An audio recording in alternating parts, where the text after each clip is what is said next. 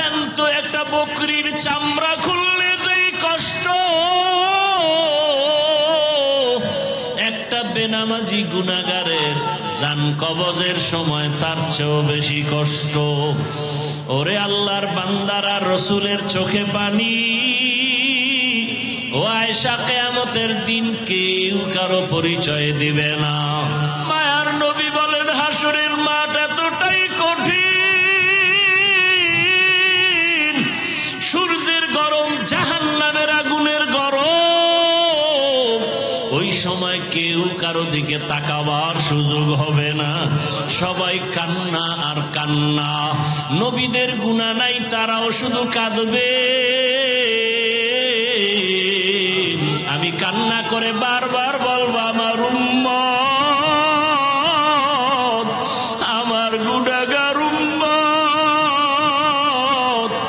নবী কাঁদবেন আর বলবেন, আল্লাহ জাহান্নামে ফিরাও, জাহান্নাম ফিরাও। আমার একটা উম্মত যেন জাহান্নামে গ্রাস করতে না পারে, জাহান্নামকে ফিরাও। ফেরেশতারা শিকল দিয়ে ফিরাইতে পারে না। তখন আমার মায়ার নবীর কান্না দেখিয়া আমার মাওলার রাগ ঠান্ডা হয়ে যাবে। মাওলা ডাক দিয়া বলবে, আমার মায়ার নবী, আপনার কান্না আমি সহ্য করতে পারি না, আপনি মাথা উঠান, আপনি কি চান আমি এখন দিয়া দিব। মায়ার নবী বলবেন, ইয়া রব, আমার উম্মতের জাহান্নামে দেওয়া যাবে না, জাহান্নামকে ফিরাইয়া দেন। আমার রব আমার নবীকে ঠান্ডা করার জন্য, রাজি ও খুশি করার জন্য কুদরতি হাতে একটু পানি দিবেন। আল্লাহ কুদরতি আওয়াজ দিয়া বলবে, ফেরেশতা, আমার এই পানিটা নিয়ে জাহান্নামের গায়ে ছিটাইয়া দাও। ফেরেশতারা পানি নিয়ে যখন ছিটাইয়া দিবে, জাহান্নাম দ্রুত গতিতে পেছনে ভাগতে থাকবে। ফেরেশতারা বলবেন, হে আমাদের রব, যেই জাহান্নামের শিকল দিয়ে ধরে রাখতে পারি না, এমন কি পানি দিলেন যে জাহান্নাম পেছনে দৌড়ায়। এটা কি বড় বরকতি জমজমের পানি, নাকি আবে হায়াতের পানি, নাকি এটা বীরে শেফার পানি, না সমুদ্রের কোনো পানি? ও আল্লাহ, এটা কেমন বরকতের পানি? আমার আল্লাহ তখন বলবেন, এটা সমুদ্রের কোনো পানি না, বীরে শেফার পানি না, জমজমের পানি না, এটা কোনো বৃষ্টির পানিও না। এই পানি আমার মায়ার নবীর গুনাহগার উম্মতের চোখের পানি। দুনিয়াতে আমার মায়ার নবীর উম্মতেরা মাঝে মাঝে গুনার কারণে একা একা বসে কান্না করত। আমারে মাঝে মাঝে ডাক দিয়া বলতো, আল্লাহুম্মা গফিরলি ওয়ারহামনি। ও আমার রব, আমি বড় গুনাহগার, জাহান্নামের আসামি। মানুষ আমাকে কত সম্মান করে, অথচ আমার গুনার কোনো শেষ নাই। মানুষ আমাকে মাওলানা বলে চেয়ার আগাইয়া দেয়, অথচ আমি মাওলা তোমার কাছে মানুষই হতে পারি নাই। গুনার কারণে আমার হাত না পাক, আমার চোখ না পাক, আমার জিহ্বা না পাক, গুনার কারণে আমার অন্তর না পাক। এই হাতের দ্বারা কত জুলুম করলাম, লেখার মাধ্যমে কত জুলুম, আঙ্গুল দিয়ে লেখলাম, জুলুম করলাম। জবানের দ্বারা কত মিথ্যা বললাম, এই জবানের দ্বারা কত গালি দিলাম, এই জবানের দ্বারা কত গীবত শেখায়াত করলাম। চোখটাও আমার গুনার কারণে না পাক। মানুষ জানে আমি বড় বক্তা, কিন্তু মাওলা তুমি জানো আমি সারা রাত মোবাইলে তাকায় তাকায় বেগানার ছবি দেখতেছি। মানুষ জানে আমি মসজিদের ইমাম, কিন্তু আমি সারা রাত মোবাইল চালাই। মানুষ জানে না, তুমি তো জানো। আমার চক্ষু দুইটা নাপাক, আমার হাত দুইটা নাপাক, আমার অন্তর পরিকল্পনার গুনার কারণে নাপাক। ও আল্লাহ, তুমি আমাকে মাফ করে দাও। এইভাবে কিছু আল্লাহর বান্দারা আল্লাহর কথা মোহাব্বত নিয়ে জাহান্নামের ভয়ে কান্না করে। কিয়ামতের ময়দানে গুনাহগার উম্মতের পানির ফোঁটা বৃথা যাবে না। ওই পানি দিয়া জাহান্নামের আগুন নিভাইয়া আল্লাহ বলবে, বান্দা বিনা হিসাবে জান্নাতের বাগানে চলিয়া যাও। আমার মুহাম্মদ আমার প্রিয় হাবিবের হাতে কাউসারের পানি পান করো। এই 12 মাসের মধ্যে 4 মাস আল্লাহ বলেন দামি। আল্লাহ কয়, আমার যে এই সিদ্ধান্তটা আমি লৌহে মাহফুজে লিখে ফেলেছি। কোন দিন? আসমান জমিন সৃষ্টি যেদিন করেছি সেদিন। তাহলে বছরে মাস হবে কতটা? এর মধ্যে কত মাস অন্য মাসের তুলনায় দামি? আল্লাহ যে সিদ্ধান্তটা লিখছেন কোথায়? লৌহে মাহফুজের মধ্যে, আরশে আজিমে। কোন দিন লিখছেন? আসমান জমিন। এই 4 মাসের মধ্যে 1 মাস একটু দূরে আর 3 মাস লাগাতার। 1 মাস যেটা আলাদা, এটা হলো শাবানের আগের মাস রজব, রমাজানের আগের মাসের আগে রজব, শাবান, রমাজান। হ্যাঁ, আর হলো 3 মাস একসাথে লাগানো। হজের মাস, হজের আগের মাস, হজের পরের মাস, জিকদা, জুলহিজ্জা, মুহররম, এই 3 মাস। নামগুলো আবার বলছি, প্রশ্ন করব। রজব, জিকদা, জুলহিজ্জা, মুহররম, এই 4 মাসের মধ্যে রবিউল আউয়ালের সিরিয়াল কত দেখছেন নি? খবর নাই? রজব, জিকদা, জুলহিজ্জা, মুহররম, 4 মাসের মধ্যে রবিউল আউয়ালের নাম কত সিরিয়ালে? নাই। তার মানে দাম নাই। বলেন, বুঝেন, কথা বুঝার চেষ্টা করেন, জবাব কম দিবেন, বুঝবেন আগে। যত কথা কম বলবেন তত ভালো। কথা বলার কিছু জায়গা আছে, সেখানে বলবেন। জিগাইলে বলবেন, না জিগাইলে চুপ করে শুনবেন, বুঝার চেষ্টা করবেন। রবিউল আউয়ালের দাম আছে। সবের থেকে তো রমাজানের দাম বেশি। এই 4 মাসের মধ্যে রমাজানের নামও আছে? নাই। এ বিষয়ে ভিন্ন আলোচনা রোজার সময় করছে। তো রবিউল আউয়ালের নাম নাই মানে কি দাম নাই? অবশ্যই আছে। আর ওই 4 মাস যে দামি, সেটার প্রেক্ষাপট কি? মূলত রাসূল তো আসছেন বেঈমানদের সমাজে। আর বেঈমানদের তো কোনো ধর্ম নাই। বেঈমানের কোনো ধর্ম নাই, মনে যা চায় তাই চলে, তাই করে। তারা উল্টাপাল্টা করত, যখন তখন ঝগড়া, কলহ, দ্বন্দ্ব, যুদ্ধ, বিগ্রহ। আল্লাহর কাছে মুহররম দামি, হজের মাস দামি, হজের আগের মাস দামি। এই মাসগুলো আল্লাহ সম্মানিত ঘোষণা করে বুঝাইলেন, এই মাসগুলোতে কোনো যুদ্ধ করা যাবে না। যুদ্ধ করা সেটা সেই সময়ের আইন, ওই আইন আর এখন বলবৎ নেই।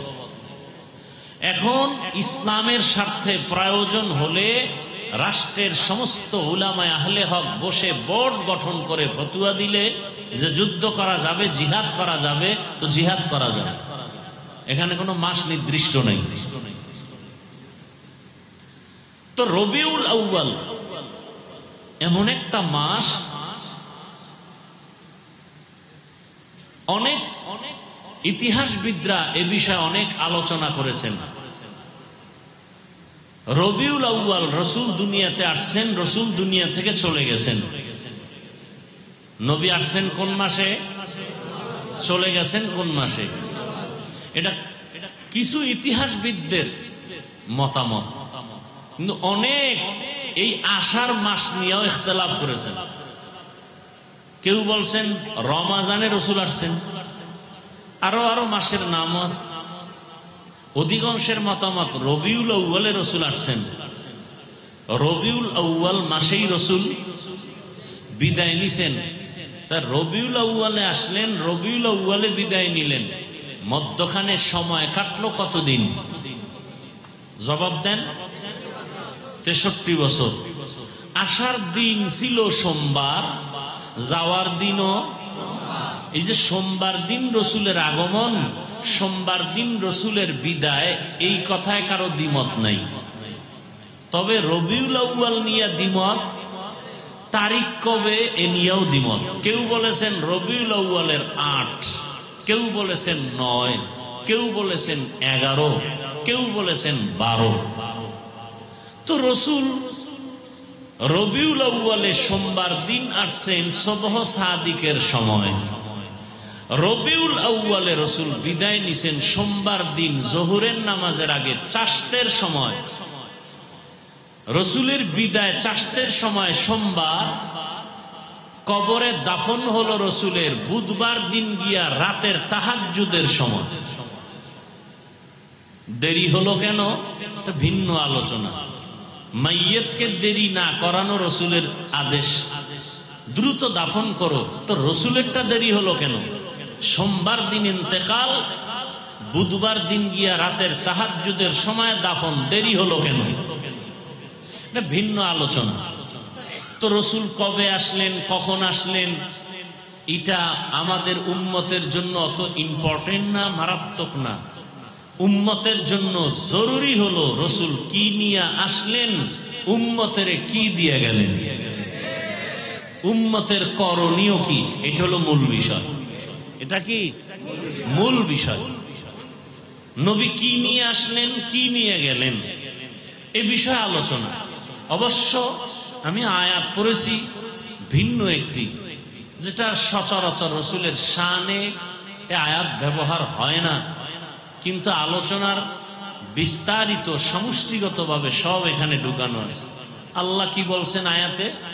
ইয়া আইয়ুহাল্লাযীনা আমানুত্তাকুল্লাহা হাক্কা তুকাতিহ, দুনিয়ার মুমিন তোমরা আল্লাহকে ভয় করো হক আদায় করে ভয় করার মতো।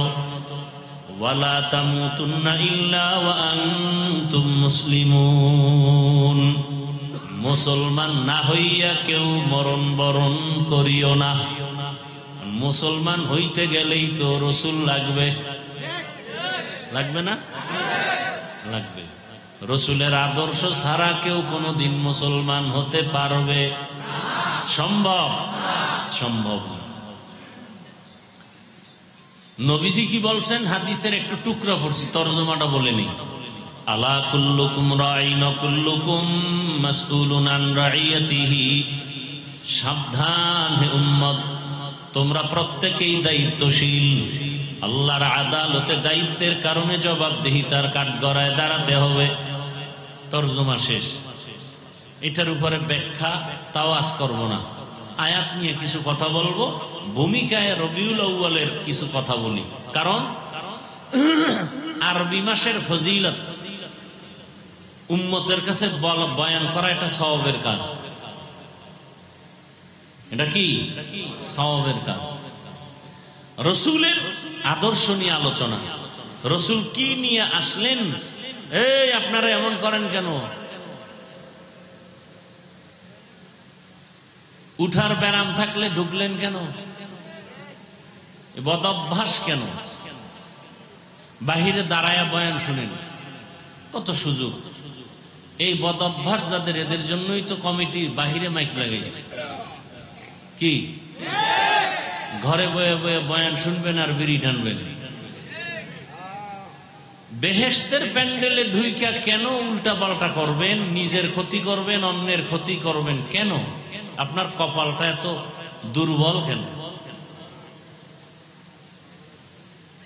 আল্লাহ সব ভাইকে হেদায়েত দান করুন, মাহফিল কবুল করেন, আয়োজনকারীদের কবুল করেন, দান সৎকারীদের কবুল করেন, মাহফিলের বরকতে গোটা দুনিয়াবাসীকে কবুল করেন, বিশেষ করে মুসলমানের ঈমান আমল ইজ্জতের হেফাজত করেন।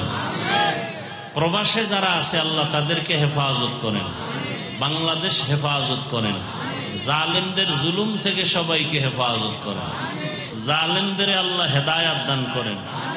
আল্লাহর ইলমে জালেমদের যদি হেদায়াত না থাকে ধ্বংস করে দেন, কবরওয়ালাদের জান্নাত দান করেন। আমরা যারা বেঁচে আছি দীর্ঘ নেক হায়াত দান করেন। অসুস্থ যারা সুস্থতার নেয়ামত দান করেন, কামাই রুজি ব্যবসায় সবার হালাল বরকতি রিজিক দান করেন।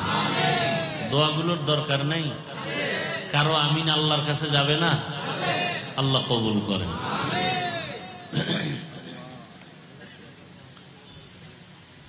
বেশি বেশি দোয়া করা উচিত।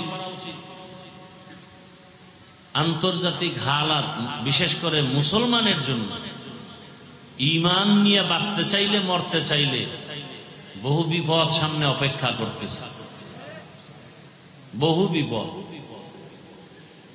আমার দেশে বড় বিপদ ওলামায়ে কেরাম এক না হওয়া, এটা কিয়ামতের চেয়েও মহাবিপদ। এজন্য বেশি দোয়া করেন, আল্লাহ ওলামায়ে কেরামদের এক নেক বানায়। আজকে যদি ওলামায়ে কেরাম এক হতে পারেন, বাংলাদেশে কোনো মাস্তান, কোনো বেঈমান, কোনো নাস্তিক, কোনো পাওয়ারওয়ালা ওলামায়ে কেরামের অনুমতি ছাড়া কথা বলার দুঃসাহস পাবে না। এই জন্যই তো ওরা আলেমদের এক হতে দেয় না। আলেম ওলামা যেন এক হতে না পারে, সেজন্য কোটি কোটি টাকা ব্যয় করা হচ্ছে পেছনে। বুঝেন কিছু? খবর নাই। আর আপনারা তালে তাল মিলাইয়া ফট করে একটু কিছু পাইছেন, ফেসবুকে লিখে দিয়েছেন। আলেমের বিরুদ্ধে আপনারা আউযুবিল্লাহ পারেন না, আপনারা লেখেন কেন? কি লাভ আপনার বলেন তো? চরমনের বিরুদ্ধে লেখলে আপনার কি ফায়দা? আপনারা চেনে কে? তাবলীগের বিরুদ্ধে লেখলে আপনার কি লাভ? বরং আপনার কপালটা পুড়ে যাবে, পোড়া কপালে আর জোড়া লাগবে না। কে বলছে আলেমের বিরুদ্ধে আপনাকে আঘাত করবে? মৌমাছির বাসায় মধু আছে, যে কেউ গিয়া ঢিল মারলে মধু পাবে না, আঘাত পেয়ে জাগাত বেহুশ হয়ে যাবে। আলেমের বিরুদ্ধে কথা বলার দুঃসাহস আপনাকে কে দিয়েছে? মায়ের অভিশপ্ত সন্তান ছাড়া কোনো ব্যক্তি আলেমের বিরুদ্ধে কথা বলতে পারে না। এদের উপরে মা বাবার অভিশাপ। প্রকাশ্যে যারা আলেমকে অসম্মানী করতে চায়, এরা মা বাবার অভিশপ্ত সন্তান। কোন সন্তান মা বাবার আদরের সন্তান না। ওলামায়ে কেরামকে উম্মতের সামনে যারা লজ্জিত করতে চায়, ছোট করতে চায়, এ সমস্ত মানুষগুলো অবশ্যই পিতামাতার অভিশাপ পাওয়া সন্তান। কারণ মায়ের অন্তরে কষ্ট দিয়ে বরদোয়া নিছে, এই বেয়াদবি শুরু হয়ে গেছে। আল্লাহ হেদায়েত দান করুন। এই কথাগুলো কেন বলি? এই জাতি আর কোনদিন নবী পাবে ইসলামের দাওয়াতে? সাহাবায়ে কেরাম আসবেন, আবু হানিফা আসবেন, ইমাম বুখারী আসবেন, তো উম্মত তো জান্নাতের পথ পাবে কোথায়? ওলামায়ে কেরাম থেকে। এরা আরবি কোরআনও বুঝে না, হাদিসও বুঝে না। কিতাব পড়তে যাইয়া মানুষ বিভ্রান্ত হচ্ছে বিভিন্ন ভাবে। আরবি কিতাব পড়লেও বিভ্রান্ত। এজন্য আল্লাহ শুধু মানুষকে হেদায়েতের জন্য কিতাব দেন নাই, হেদায়েতের জন্য কিতাব বুঝাইয়া দেওয়ার মতো আল্লাহ নিজে সিলেকশন করে প্রিয় বান্দা তৈরি করেছেন। শুধু কিতাব পড়লে হবে না, কিতাব পড়ানেওয়ালা যারা মুরব্বী, এদের অনুসরণও রাখতে হবে। না হয় কিতাব পড়ে বেলাইন হয়ে যাবে, অনেক গেছে অনেক। আল্লাহ হেদায়েত দান করুন।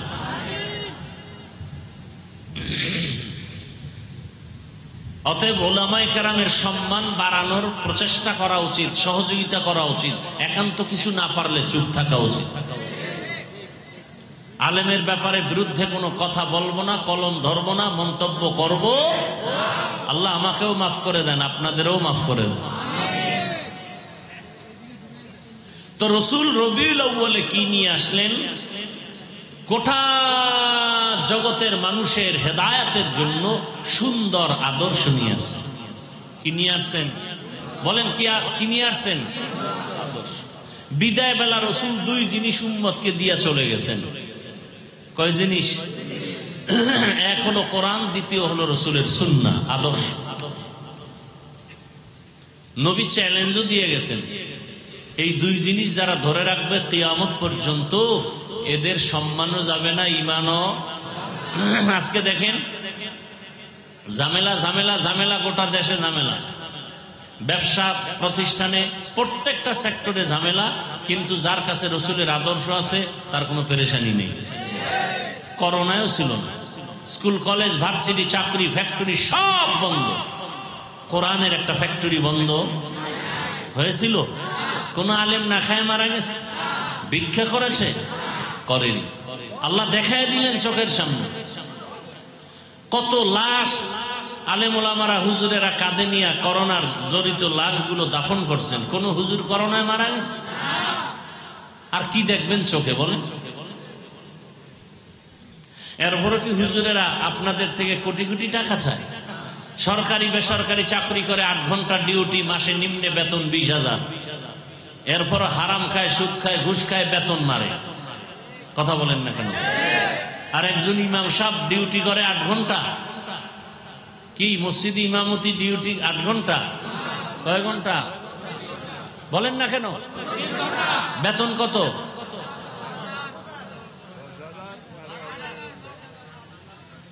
যেই জুলুমটা করেন আমরা চেয়ারে বইলে তো সব পিড়ে মেরে ফেলাইতাম। যে জুলুমেরও তো একটা সীমানা থাকা উচিত।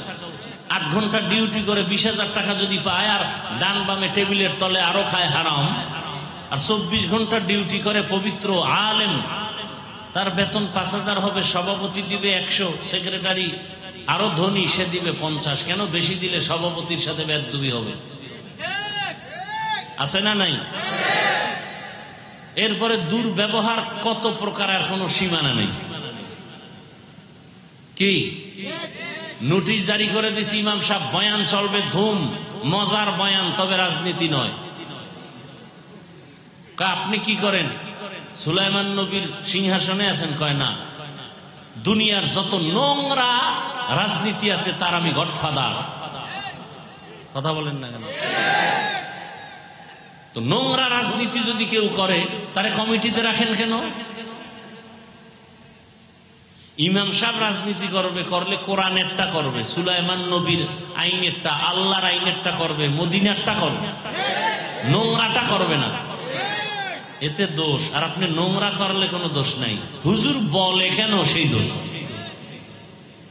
এক হুজুর সুদের বিরুদ্ধে ওয়াজ করছে, কমিটি বলে আপনি 1 মাসের জন্য বাড়িতে ছুটি নেন, ঘুরে আসেন। আছে না নাই?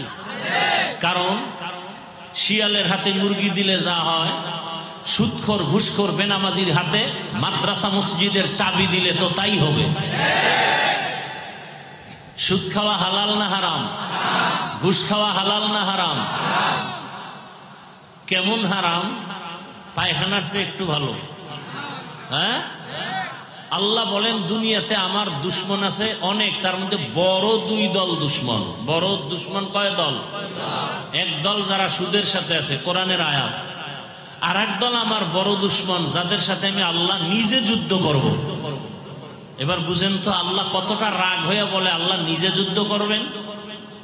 একদল সুদের সাথে জড়িত, আর এক দল ওলিয়া উলিয়া পছন্দ করে না, দুশ্মনী করে। আল্লাহ বলেন এরাও আমার বড় দুশ্মন। এজন্যই তো আমি বলি, সারা বাংলাদেশে চ্যালেঞ্জ দিয়ে বলি, যারা ওলিয়া উলিয়া মানে না, এরা কোরআন হাদিস মানে না, এরা ভণ্ড। এদের যারা ভণ্ড বলে না, তারাও ভণ্ড। এই বয়ান যদি মসজিদে জুমায় কোনো ইমাম সাহেব করে, উপায় আছে? বলবে যে 1 মাসের ছুটি। কে? এজন্য আবরার সাহেব বলে গেছেন না, সব দেখার দিন শেষ। কে দেখছেন? ওনার আওয়াজ নেই। এখানে বয়া কয় এটি ভোটের আগে টাকা খাইবো পায়খানার নামে বয়ার।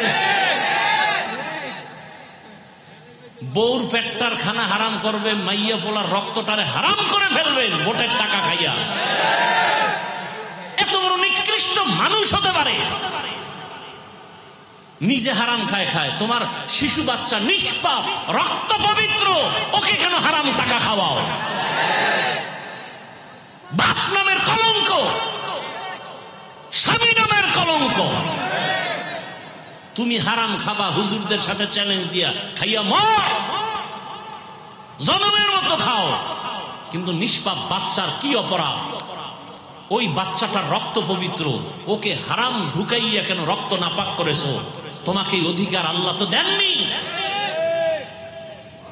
স্ত্রীর রক্ত নাপাক করতেছো হারাম টাকা দিয়া। আল্লাহ হেদায়াত দান করুন। জনগণের টাকা, এটা কাগজ কইছি, সবাই কইছি। যারা হুজুর গো বয়ান শুনবে না ও খাইবেই। কুকুরের বিরিয়ানি দিল, হাজি বিরিয়ানি খাওয়ার পরে কি পেট ভরবে? নর জাতিগত অভ্যাস, ময়লা খাবেই। কি আল্লাহ হেদায়াত দান করুন। হ্যাঁ, রাগ করতেছেন? ইয়া আইয়ুহাল্লাযীনা আমানুত্তাকুল্লাহা হাক্কা তুকাতিহি ওয়া লা তামুতুন্না ইল্লা ওয়া আনতুম মুসলিমুন। আল্লাহ মুমিনদেরকে দুইটা কর্মসূচি দিলেন। কেন দিলেন? আল্লাহ বলেন, আমি মুমিনকে বিনা হিসাবে জান্নাত দিতে চাই। সুবহানাল্লাহ। না জান্নাতে যাইতে চান তো ইনশাআল্লাহ? যারা আজকে ফজর পড়েন নাই, জোহর পড়েন নাই, আসর মাগরিব এশা পড়েন নাই, আপনার কোন জান্নাত? জান্নাতুল ফেরদাউস। হ্যাঁ, নবীজি বলেন বেঈমান আর মুমিনের মধ্যে ব্যবধান হলো নামাজ। বাইনাল আবদি ওয়া বাইনাল কুফরি তারকুস সালাহ। বেঈমানেরা নামাজ পড়ে না, মুমিনেরা নামাজ ছাড়ে না। নামাজ কত ওয়াক্ত?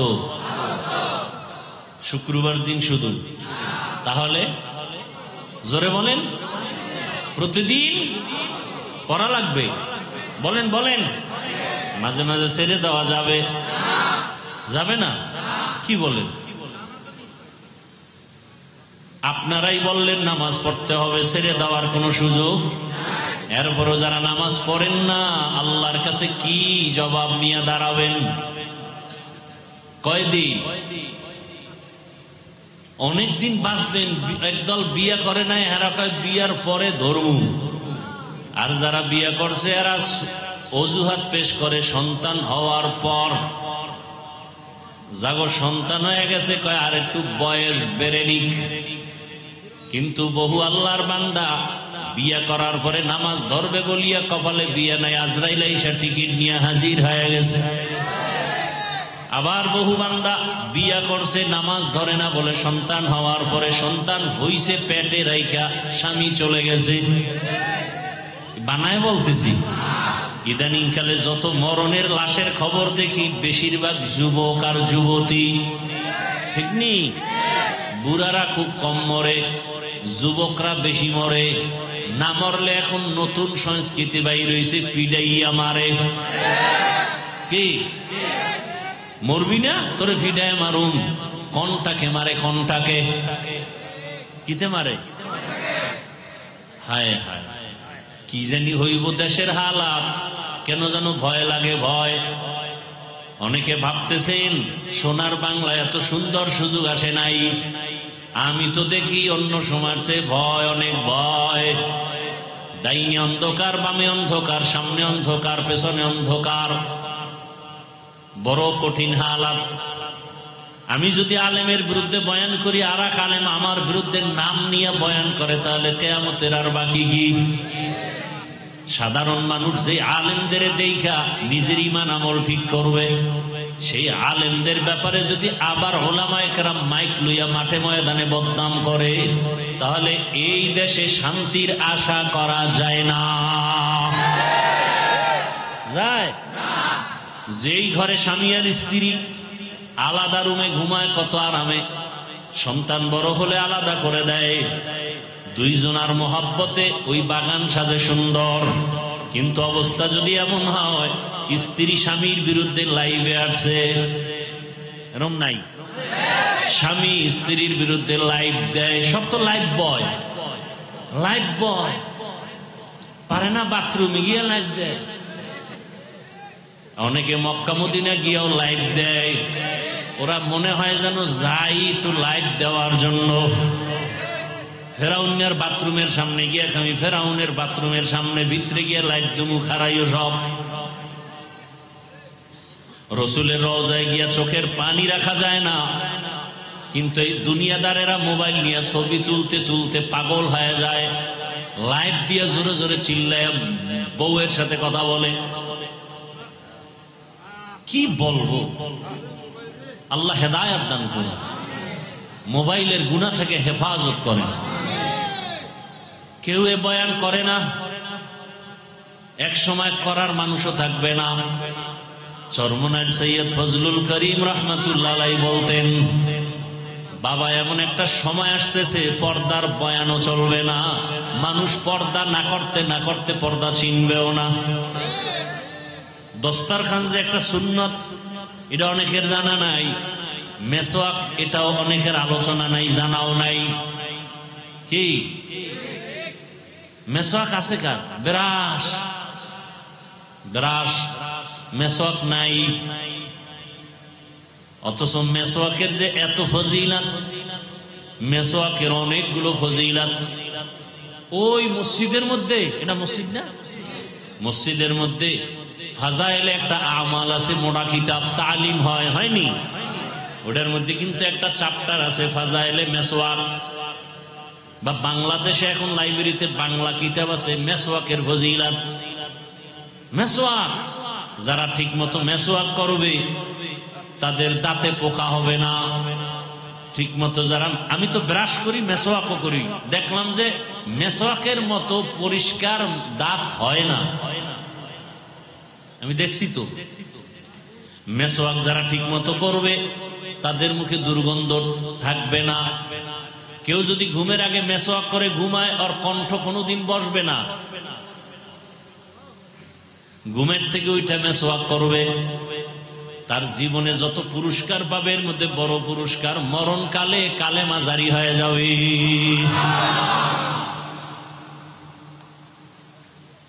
আজকে একটা শুরুতে আমল দিছিলাম, মনে আছে? কি কি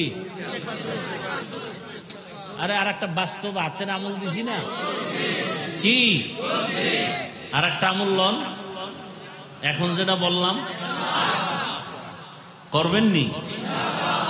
কইবেন কোথায় পাবো খেজুর গাছ? হ্যাঁ, এখন দোকানে মেসওয়াক বেচে না? বেচে। মেসওয়াক কিনেন, মেসওয়াক করেন। আরে ভাই, শরীরেরও ফায়দা, আল্লাহর রসুলও খুশি হবেন। আল্লাহ সবাইকে তৌফিক দান করে। হায় হায়,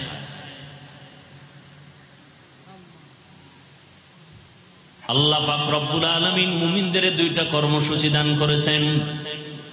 আল্লাহ সবাইকে জান্নাত দিতে চান, মনে আছে কথা? আপনারাও জান্নাতে যেতে চাননি? কথা বলেন, হিসাব দিয়া না হিসাব ছাড়া? বুঝা কইেন। কিন্তু অনেকে আবার পাওয়ার আলা আছে না, সমস্যা কি? খোদার লাগে হিসাব দিয়ে বুঝপাড়া কইরা তারপরে জান্নাতে যাব।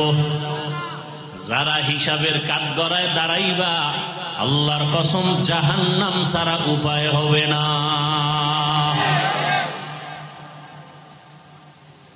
এই জন্যই তো রহমতের নবী বারবার দোয়া পড়তেন, আল্লাহুম্মা হাসিবনি হিসাবাই ইয়াসিরা।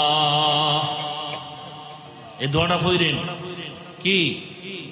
আল্লাহুম্মা হাসিবনি হিসাবাই ইয়াসিরা, আল্লাহুম্মা হাসিবনি হিসাবাই ইয়াসিরা।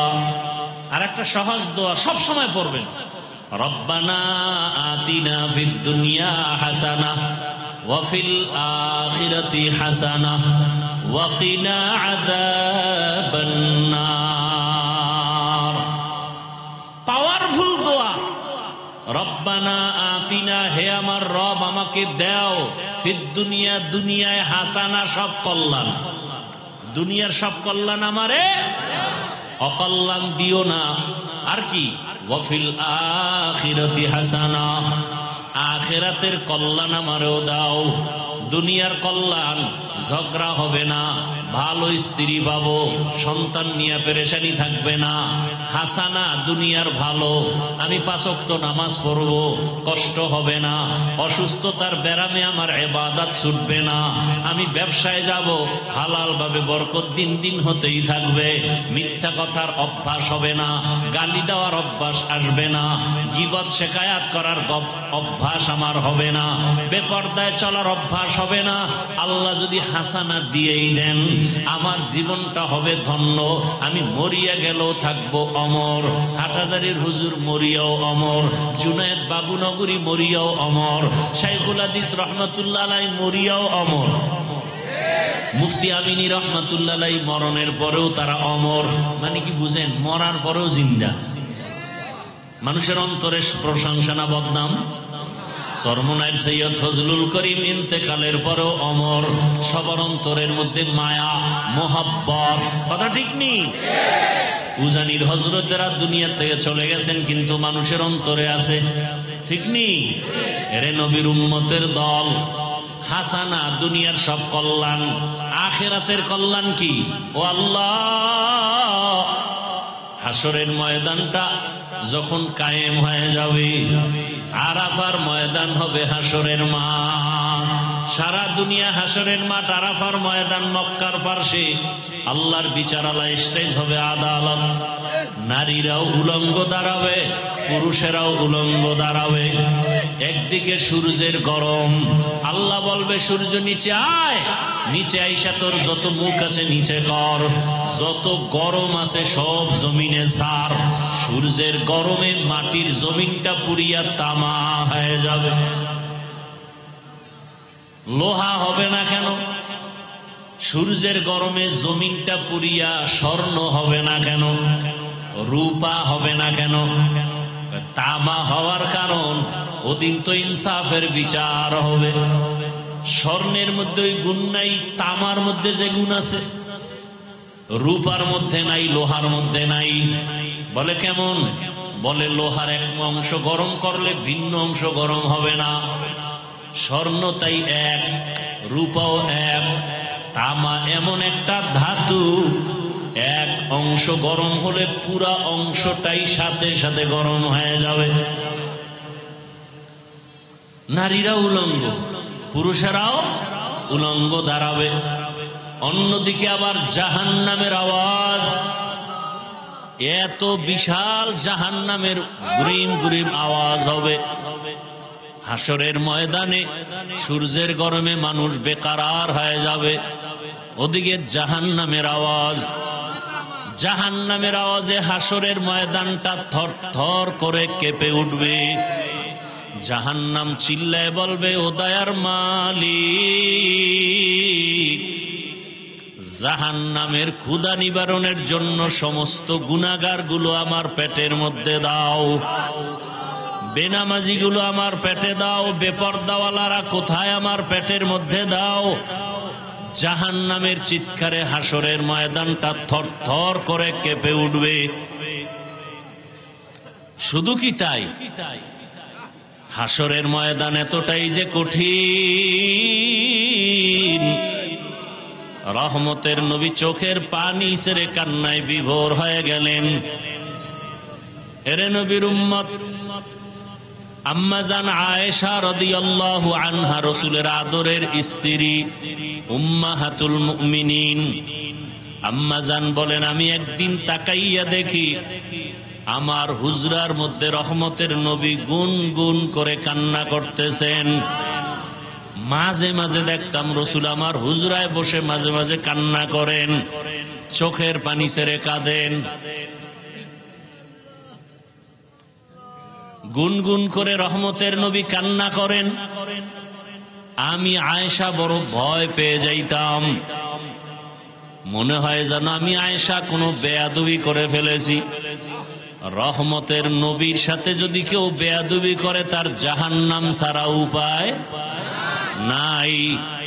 আম্মা জান আয়েশা রসুলের কাছে যাইতেন, আর মায়া লাগায় আস্তে করে বলতেন, রহমতের নবী,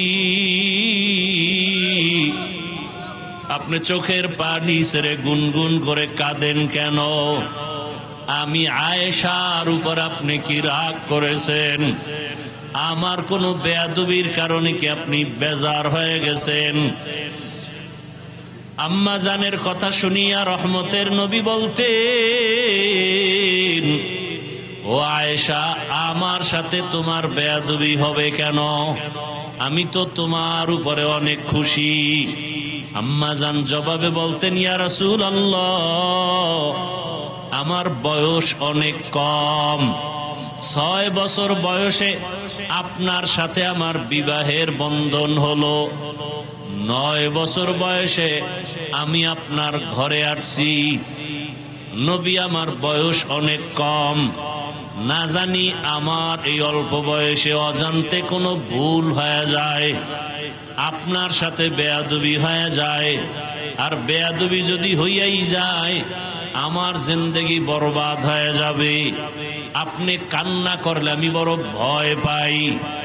আম্মা জানের কথা শুনিয়া রহমতের নবী বলেন, হে আয়েশা, আমি যদি কান্না করি, 2টা কথা মনে পড়লে আমি চোখের পানি ধরে রাখতে পারি না রে আয়েশা।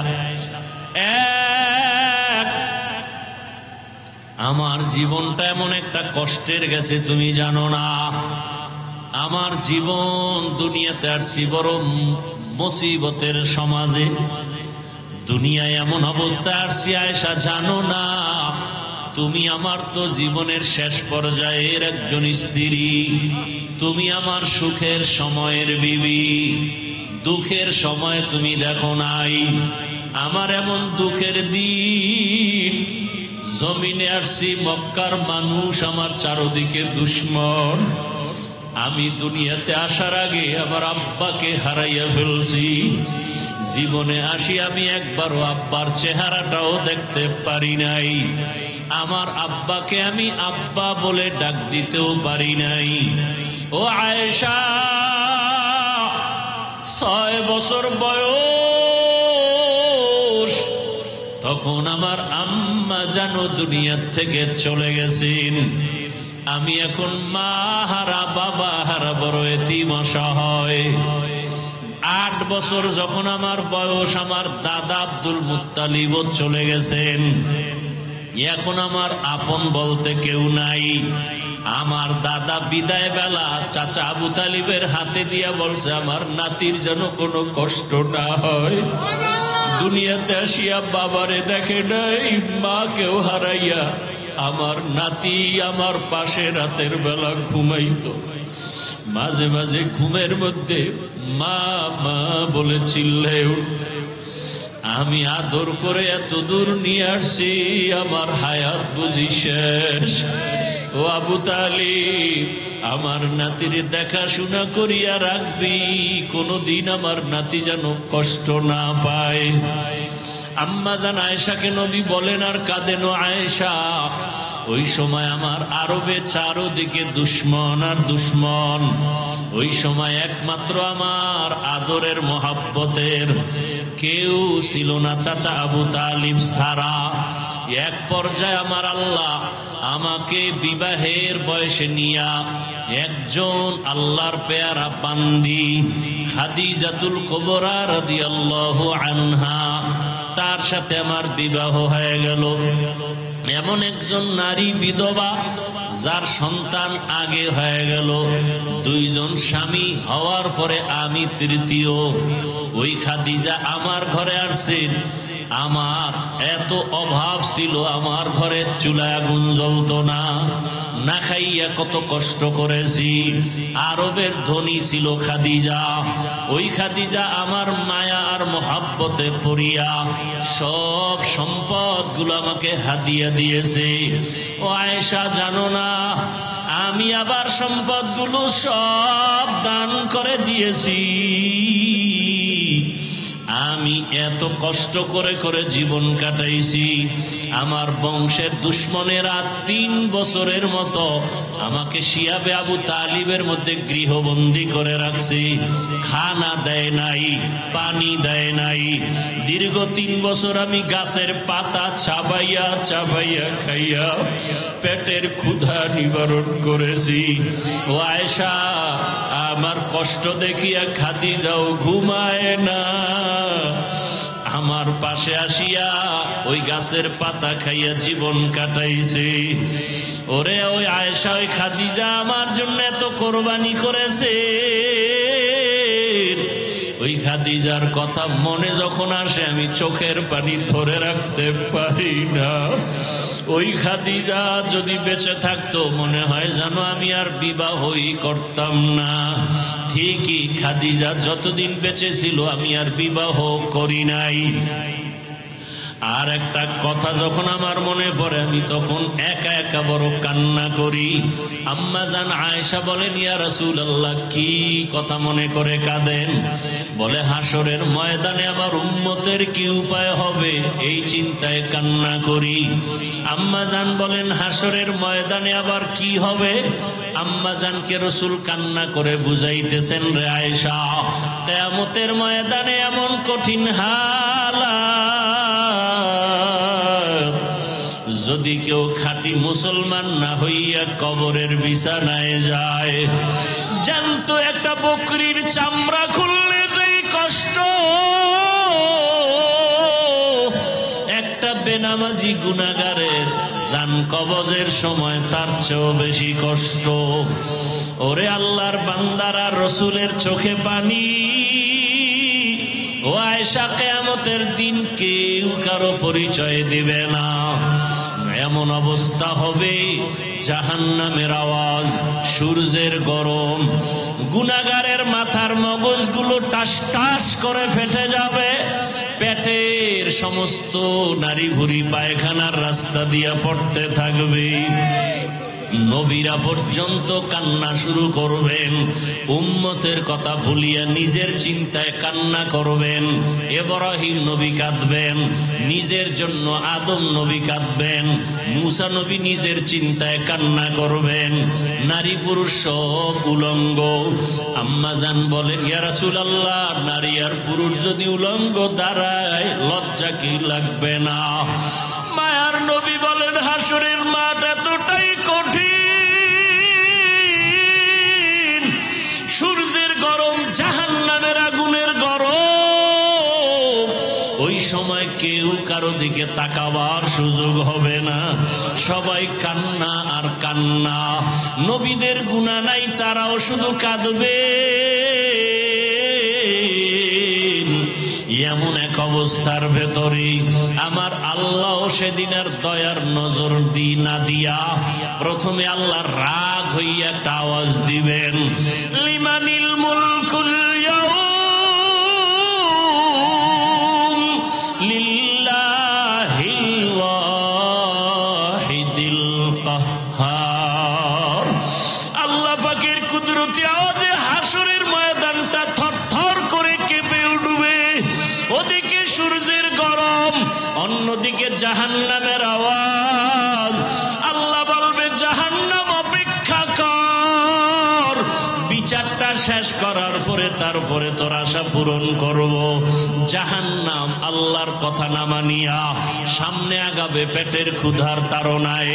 আল্লাহ অর্ডার করবে ফেরেশতারা, জাহান্নাম যদি সামনে আগাইয়া যায় আমি বিচার কাজ শেষ করতে পারবো না, জাহান্নামকে রশি লাগাও, 70,000 শিকল দিয়া বাঁধিয়া পেছন দিকে টেনে ধরো, আসতে যেন না পারে।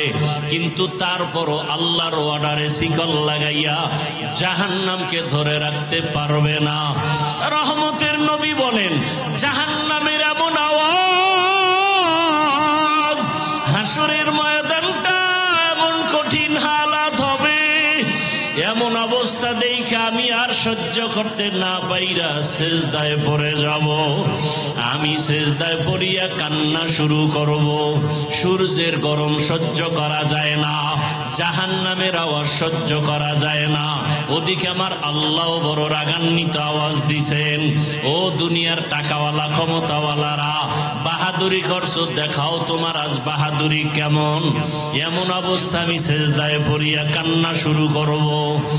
ঈসা নবী কাঁদছেন নিজের জন্য, মুসা নবী কাঁদবেন নিজের চিন্তায়।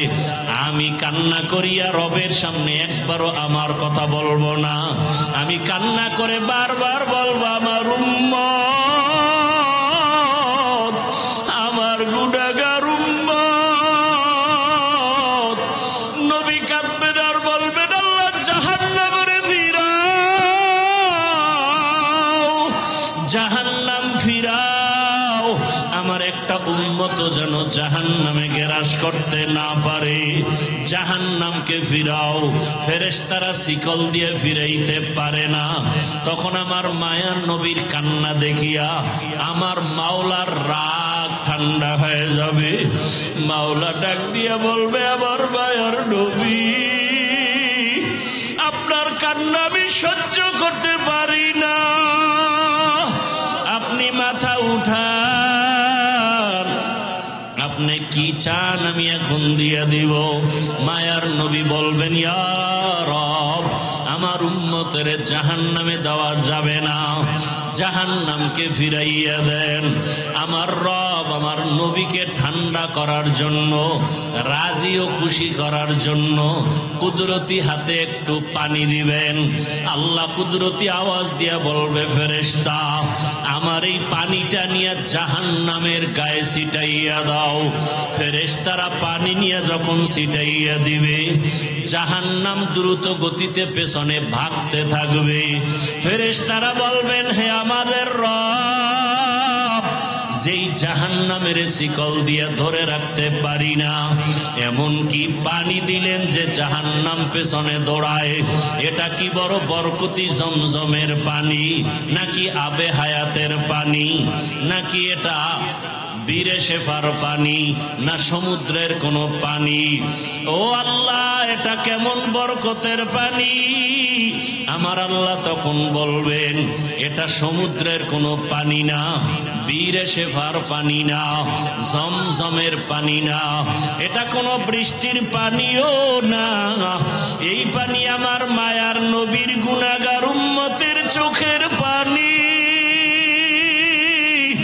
দুনিয়াতে আমার মায়ার নবীর উম্মতেরা মাঝে মাঝে গুনার কারণে একা একা বসে কান্না করত। আমারে মাঝে মাঝে ডাক দিয়া বলতো, আল্লাহুম্মা গফিরলি ওয়ারহামনি। ও আমার রব, আমি বড় গুনাহগার, জাহান্নামের আসামি। মানুষ আমাকে কত সম্মান করে, অথচ আমার গুনার কোনো শেষ নাই। মানুষ আমাকে মাওলানা বলে চেয়ার আগাইয়া দেয়, অথচ আমি মাওলা তোমার কাছে মানুষই হতে পারি নাই। গুনার কারণে আমার হাত না পাক, আমার চোখ না পাক, আমার জিহ্বা না পাক, গুনার কারণে আমার অন্তর না পাক। এই হাতের দ্বারা কত জুলুম করলাম, লেখার মাধ্যমে কত জুলুম, আঙ্গুল দিয়ে লেখলাম, জুলুম করলাম। জবানের দ্বারা কত মিথ্যা বললাম, এই জবানের দ্বারা কত গালি দিলাম, এই জবানের দ্বারা কত গীবত শেকায়াত করলাম। চোখটাও আমার গুনার কারণে না পাক। মানুষ জানে আমি বড় বক্তা, কিন্তু মাওলা তুমি জানো আমি সারা রাত মোবাইলে তাকায় তাকায় বেগাটার ছবি দেখতেছি। মানুষ জানে আমি মসজিদের ইমাম, কিন্তু আমি সারা রাত মোবাইল চালাই। মানুষ জানে না, তুমি তো জানো আমার চক্ষু দুইটা নাপাক, আমার হাত দুইটা নাপাক, আমার অন্তর পরিকল্পনার গুনার কারণে নাপাক। ও আল্লাহ, তুমি আমাকে মাফ করে দাও। এইভাবে কিছু আল্লাহর বান্দারা আল্লাহর কথা মোহাব্বত নিয়ে জাহান্নামের ভয়ে কান্না করে। কিয়ামতের ময়দানে গুনাহগার উম্মতের পানির ফোঁটা বৃথা যাবে না। ওই পানি দিয়া জাহান্নামের আগুন নিভাইয়া আল্লাহ বলবে, বান্দা বিনা হিসাবে জান্নাতের বাগানে চলিয়া যাও। আমার মুহাম্মদ আমার প্রিয় হাবিবের হাতে কাউসারের পানি পান করো। ও আল্লাহর বান্দারা, যারা গুনাহ করিয়া তওবার নিয়ত করিয়া কবরে যেতে পারলো তার কপাল ভালো।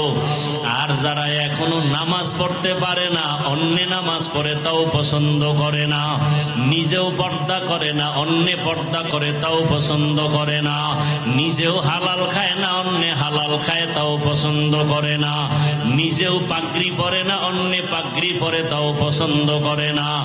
ওরে আল্লাহর বান্দারা, দুনিয়ার সূর্য থেকে কত কঠিন হবে হাসরের মাঠের গরম। দুনিয়ার আগুনের থেকে জাহান্নামের আগুনের গরম আরো ভয়ঙ্কর। দুনিয়ার গরম সহ্য করা যায় না, আখেরাতে জাহান্নামের আগুন কেমন করে সহ্য করবা? মশার কামড় সহ্য করা যায় না, ওই কবরে সাপের কামড় কেমনে সহ্য করবা? দুনিয়াতে বেতের বাড়ি সহ্য করা যায় না, গুনাহগার হইয়া কবরে গেলে মাটির চাপ কেমন করে সহ্য করবা? মায়ার নবী বলেন, আয়েশা, হাসরের ময়দানের কথা যখন মনে পড়ে আমার উম্মতের চিন্তা আমার চোখে পানি আসে, ধরে রাখতে পারি না। ও আর নবীর আশেক উম্মতের দল, যেই উম্মতের জন্য মায়ার নবী কান্না করেছেন, ওই নবীর আদর্শের মালা কেন গলায় লাগাও না? জীবনে তো দাড়ি কম কাটো নাই, নামাজ তো কম সারো নাই রে বাবা। মনে চাইছে বেপরদায় চলবা, দুনিয়ার মনের আশা মিটাইয়া চলছো। মনে চাইছে গান শুনবা, মনের আশা পুরাইয়া গান শুনছো। মনে চাইছে পার্কে পার্কে ঘুরবা, জীবনটা পার্কে পার্কে কাটাইলা। মনে চাইছে গীবত করবা, কারো বাধা মানো নাই, গীবত করে কাটাইছো। মনে চাইছে কাউকে ইজ্জত নষ্ট করবা, করে ফেলেছো। মনে চাইছে চুরি করবা, ডাকাতি করবা, মানুষকে বেইজ্জতি করবা, করেছো। মনে চাইছে শিক্ষকের সাথে বেয়াদবি করবা, করেছো। আমি আল্লাহ কিছু বলি নাই। মনে চাইছে মা বাবার সাথে বেয়াদবি করবা, করেছো। আমি আল্লাহ ধরি নাই। মনে চাইছে আলেমের বিরুদ্ধে কিছু বলবা, বলেছো। আমি আল্লাহ ধরি নাই। বরং আমি আল্লাহ বারবার ডাকি তওবার দরজা দিয়া, লা তাকনাতু মির রাহমাতিল্লাহ। এরে বান্দা, তোরে আদর করে আমি বানাইছি, যত গুনাহ করেছো তওবার দরজায় ফিরিয়ে আয়, আমার কাছে তওবা কর। যদি তওবা না করিয়া কোন দিকে দৌড় দাও, জাহান্নামের আগুন সহ্য করতে পারবি না রে গোলাম। এখনো সময় আছে, তওবা কর। ও আমার যুবক বাবারা, বৃদ্ধ বাবাজি, পর্দার আড়ালের মা বোনেরা, জীবনে তো বেপর্দায় কম চললেন না, বন্ধু বান্ধবী নিয়ে তো আড্ডা কম দিলেন না, স্বামীর টাকা গুনার কাজে ব্যয় তো কম করলেন না, মোবাইলে কত বাজে সময় নষ্ট করলেন। এখন অনুরোধ করি, তওবা করেন। মনে মনে আমার আল্লাহকে ডাকেন, হে আল্লাহ, জীবনে বহু গুনাহ করেছি, তওবা করতে চাই। আর নামাজ ছাড়বো না, আর দাড়ি কাটবো না, বেপরদায় চলবো না, গীবত শিকায়াত করবো না, মিথ্যা বলবো না, গালি দিব না, মা বাবার দোয়া নিয়ে চলবো, শিক্ষকের দোয়া নিয়ে, উলামায়ে কেরামের পরামর্শ নিয়ে, নবীজির আদর্শ মেনে চলবো। তওবা করার মতো যদি অন্তর তৈরি হয়, 2 ফোঁটা চোখের পানি ছেড়ে আমার মাওলাকে ডাক দাও। কান্না যদি না আসে, ডানে বামে তাকা দেখো কার চোখে পানি। ওরে কান্নাওয়ালার দোয়া মাওলা খালি ফিরাবেন না। যাদের চোখে পানি আছে তাদের কাছে হাতটা বাড়াইয়া দোয়া চাও। ও বাবারা, যারা এখানে এতিম, জীবনে আব্বা বলে ডাক দিতে পারবা না, অনেকে মা হারা অসহায়, মা বলে ডাক দিতে পারবা না, ওই মা বাবার কথা স্মরণ করে চোখের পানি ছেড়ে তওবা করো। আর যার বাবা বেঁচে আছে, থাকলে হাতটা বাড়াইয়া দোয়া নাও। বাবারে যদি বলো, বাবা জীবনে করি নাই, বেয়াদবি করেছি, দয়া করে মাফ করে দাও। বাবায় যদি নেক নজরে তাকায় তোমার কপাল খুলে যাবে। বাসায় গিয়া যদি পারো মায়ের হাতটা ধরিয়া বলিও, মা জীবনে বহু কষ্ট দিয়েছি, তোমার হক আদায় করতে পারি নাই, মনে কত কষ্ট দেওয়ার কারণে তুমি গোপনে একা একা কান্না করেছো, মা তোমার দোয়া ছাড়া তো আমি মানুষ হইতে পারি নাই, তোমার চোখের পানি আর দোয়ার কারণে আজকে চেয়ারে বসছি, তোমার চোখের পানি আর দোয়ার কারণে আজকে সম্মানের মালিক। মা অনেক অন্যায় করেছি, তুমি আজকে আমার মাথায় হাত দিয়া দোয়া করে দাও। মা যদি এ কথা শুনে দেখবা চোখে পানি, মা চোখের পানি দিয়া নরম দিলে ডাকবে, বাবা আয় আয়, মাথায় হাতটা দিয়া ডাকবে, আর সে আজিমের মালিক আমার সন্তানটাকে তুমি মাফ করে দাও। ওই মা বাবার দোয়া ছাড়া লেখাপড়ায় সফলতা আসবে না, চাকরির জীবনে সফলতা আসবে না, মা বাবার দোয়া ছাড়া জীবন সফল হবে না। আল্লাহর কাছে খাঁটি অন্তরে তওবা করো, মরিয়া গেল আর গুনাহ করব না। মা বাবার দোয়া নিয়া, শিক্ষকের দোয়া নিয়া, ওলামায়ে কেরামের পরামর্শ নিয়া, নবীজির আদর্শ মেনে জীবন কাটাবো। আল্লাহ আমাদের সবাইকে কবুল করেন। আলহামদুলিল্লাহি রাব্বিল আলামিন, ওয়াসসালাতু ওয়াসসালামু আলা সাইয়্যিদিল আমবিয়া ওয়াল মুরসালিন ওয়া আলা আলিহি ওয়া আসহাবিহি আজমাইন। ইয়া আরহামার রাহিমিন, ইয়া আরহামার রাহিমিন, ইয়া আরহামার রাহিমিন। রব্বিরহামহুমা কামা রব্বায়ানি সগীরা। اللهم إنك عفو كريم تحب العفو فاعف عنا. اللهم إنا نسألك رضاك والجنة ونعوذ بك من سخطك والنار.